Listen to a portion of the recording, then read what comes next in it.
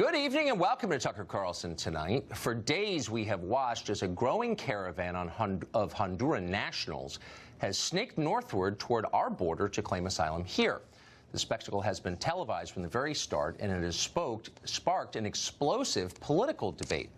Now, more migrants are on the way. There are reports tonight that another caravan of asylum seekers, this one organized exclusively on social media, is planning to leave from El Salvador next week, heading here. You can be certain that when and if that group actually arrives here, the usual red-faced cable news anchors will demand that we let them in immediately, no questions asked. Never mind that one-third of all Salvadorans on Earth already live here in the United States. It is our duty, they will tell us. Once those anchors get off the air, they will return home to entirely immigrant-free neighborhoods, feeling good about themselves. The only Salvadorans they will ever meet personally are those doing their laundry for minimum wage. But ignore the hypocrisy if you can. Stifle your personal concerns about mass immigration. People are suffering, they're telling us, and only America can save them. If you've been watching television, you've seen pictures like this all day of desperate poverty and hopelessness.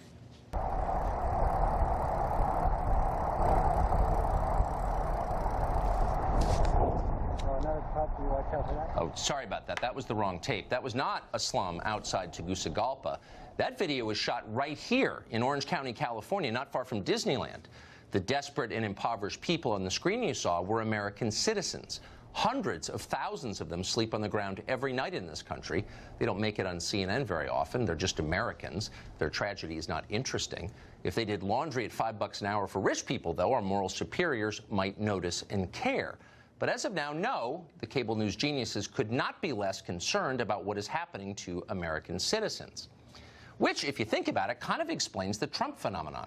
One of the great mysteries here in Washington is how a president with no prior political experience, who's emotionally volatile and not very articulate, remains nevertheless so very popular outside of Washington. It doesn't make any sense, but of course it makes sense. Trump's secret? He says things like this. They have a word. It sort of became old-fashioned. It's called a nationalist. And I say, really, we're not supposed to use that word. You know what I am? I'm a nationalist, okay? I'm a nationalist. A nationalist. In other words, a leader who puts his own country first, who cares about his own people most. You'd think everyone in charge of a nation would be a nationalist. Putting the interests of your own citizens above those of citizens of other countries was once considered a prerequisite for running a democracy. Not anymore. Now it's considered immoral, evil, in fact. Watch this. Nationalist. Use that word. We're going to talk about that word tonight. It is a favorite of the alt-right and is loaded with nativist and racial undertones. He's weaponized race and sort of nationalism and dog whistles. You're suggesting there's some kind of dog whistle there. It is. It applies. It does provoke hate activities. What are you trying to say as President of the United States, that you're a nationalist? Americans know what that means. It's not even a dog whistle anymore. It's a bullhorn. Not a whistle. It's a bullhorn. Hitler was a nationalist. Of course, so were Mahatma Gandhi and Abraham Lincoln and every other leader of every other nation-state throughout history until about 20 minutes ago. But whatever. Nationalism provokes, quote, hate activity, says a sitting U.S. senator. All the cable news geniuses say amen.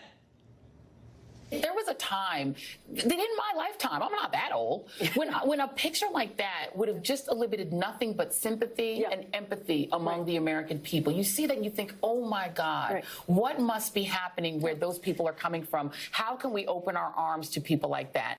These people are coming and asking for asylum. Guess what, Ben? It's in our laws that people are allowed to come to our borders and ask for asylum.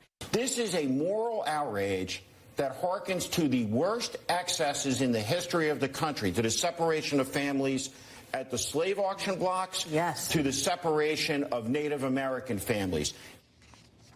Hope you're following that at home. Immigration, it turns out, is not a civic question that American voters might be allowed to have opinions about. It's bigger than that. It's a moral outrage. It's a humanitarian crisis. The law is irrelevant here. So are any of your stupid, selfish concerns about the effect of impoverished foreigners moving into your neighborhood or your school district. The rule here is simple. Listen carefully. If people from a place poorer than America want to move to America, they get to do that, period. If you disagree or complain or do anything other than recite the poem at the bottom of the Statue of Liberty, you are, well, you already know what you are because you've heard it 1,000 times, but we're going to tell you again anyway. Maybe this time it will penetrate. You are a racist. They see those pictures and are being told, fear those brown people. The Democrats are a diverse party. The Republicans appeal disproportionately to older whites. And the mob thing is an attempt to alarm those voters about the prospect of non-whites and immigrants. The right-wing coverage of this, is it demagoguery? How would you describe this? It is demagoguery, Brian. It is also, I believe, racism and nativism, really pandering to the fears of Trump supporters and Fox News viewers. Yep, you're racist, just like you were racist for opposing Obamacare or not watching Sunday Night Football or believing that Brett Kavanaugh did not sexually assault someone. You are a bigot until the moment you obey the Democratic Party, at which point you're a good person like Al Sharpton or Louis Farrakhan. You know the drill. There's one interesting new twist in this latest propaganda barrage, though: fear. If you're against admitting an entire caravan full of poor people into this country, it's because you've been coached by that dastardly Fox News to fear the people in the caravan. But let's be honest, that's not really true. There are a lot of reasons to oppose admitting this caravan full of people. We don't need any more low-wage labor in this country, for one thing. We also have a right to decide who occupies our property. That's always true. Show up uninvited at Joy Reid's house, and you'll discover that she agrees with that principle, too. So there are good reasons to oppose this. Fear of Hondurans isn't really one of them. By and large, these are not scary people. Mostly they're just poor people from crappy countries who want a better life. That's understandable. Nobody blames them for that. Nobody's really afraid of these people. What normal people are afraid of is this. We believe survivors! We believe survivors! We believe survivors! And this.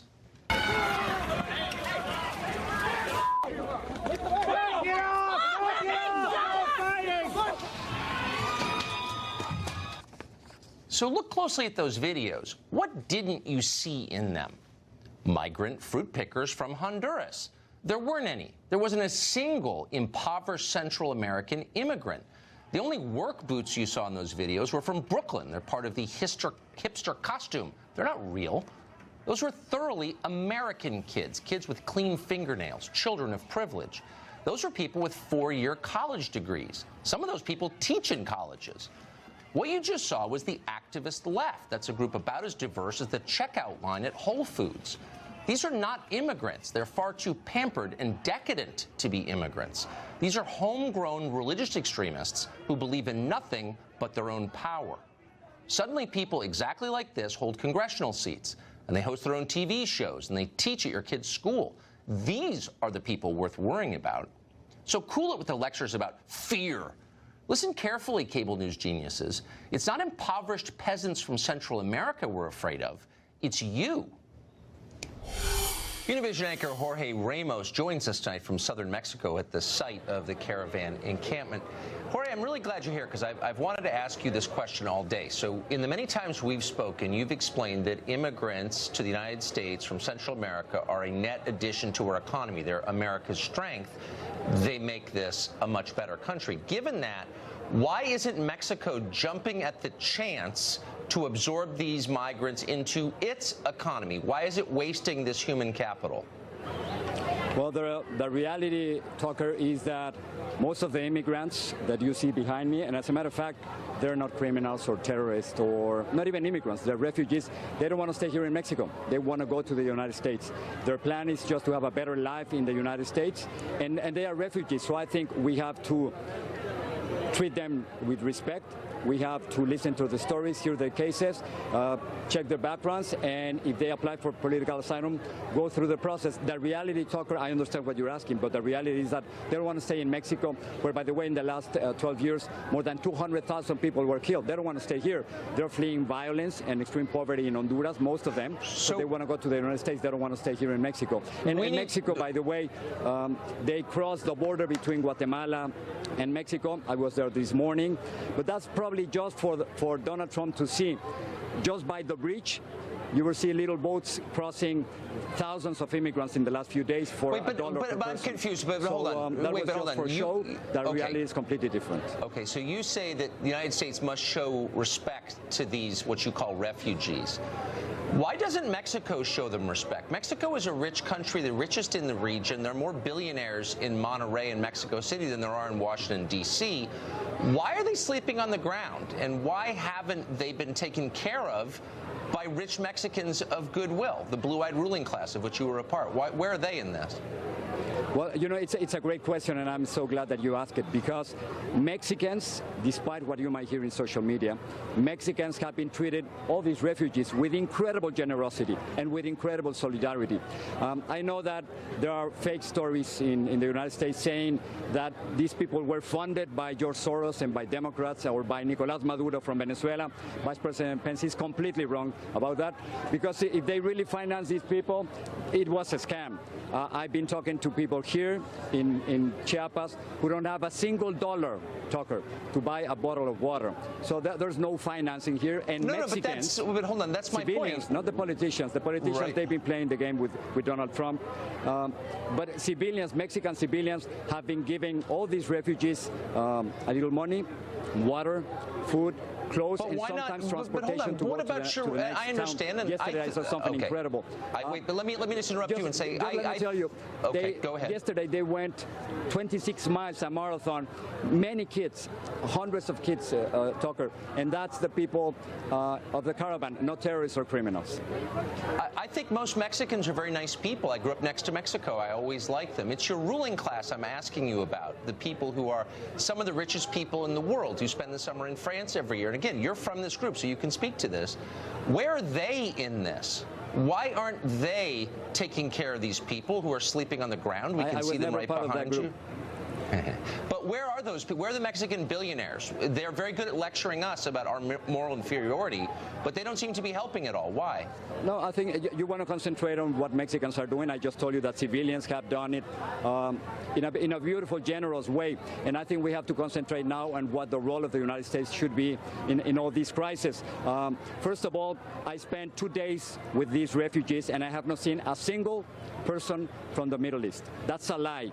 And I think, Tucker, you have to tell the truth to your audience, and you have to make sure that people are not lying about this caravan, because the people from the Middle East are not part of this caravan. But what are you? Let me just ask. What are you doing? Wait, hold on. What chance I understand. Remake their lives. Look, I'm not there, so I can't describe the people there. You said the United States, its taxpayers, me, the other 330 million American citizens, right, have an obligation. How many of these migrants are you taking in personally into your home and are supporting once they get to the United States? I think that's a great question, and that's precisely the kind of question that people like you ask when you don't want to understand that this has nothing to do with individuals, it has to do with nations. And what we have to understand is that these refugees are not a threat to the United States. I know that in Fox News... No, but how many are you taking... Before you attack the Fox, it's a simple question. How many are you taking in? They are not a threat to the United States. I think it's really a love letter to the United States, and you know what they're saying in the United States? Please help us. You are the only ones who can help us. I think that's right. Exactly what they are asking from President Trump and from people like you and from all your audience. So I think it's very important that you send... What about you? Hold on, Jorge. Fox correspondents to this place and talk to them. And don't lie to your audience. But I'm not lying to the audience. Don't tell them that they're terrorists. I'm trying to get... And tell them the truth about this caravan. I'm going to stop with this. I'm going to stop with this. You and Fox News and President Trump are saying I'm asking you a very simple question. Okay. Let me just ask you, and let's answer this question. We can end on this. How many of these migrants are you personally taking responsibility for? How many are going home to Jorge's place in Miami at the end of the day? And please be specific. Yeah, well, I think that, again, This has nothing to do with individuals. It has nothing to do with me. I wish I could help all of them. But right now, we're talking about 7,000 here. We're talking about 2,500 kids. It is impossible for an individual to deal with a crisis like this. I think President Trump's immigration policy has been a complete failure. Have you donated money personally? Tucker, I hope that, Wait, that you could help them donated too, money? and I wish I could help them too. Well, I wish we could do that. Well, sure I wish we could do something like that. But, well, I bet if your kids were in danger of being raped or being raised in extreme poverty or being threatened with joining a MARA or a gang, what would you do? I mean, would you take I could the count risk? on you to do a stand-up next to them, but probably not to help them, I noticed. Okay. Jorge, thank you so much. Appreciate it. People are very upset about the migrant crisis. Not upset enough to help personally, but upset enough to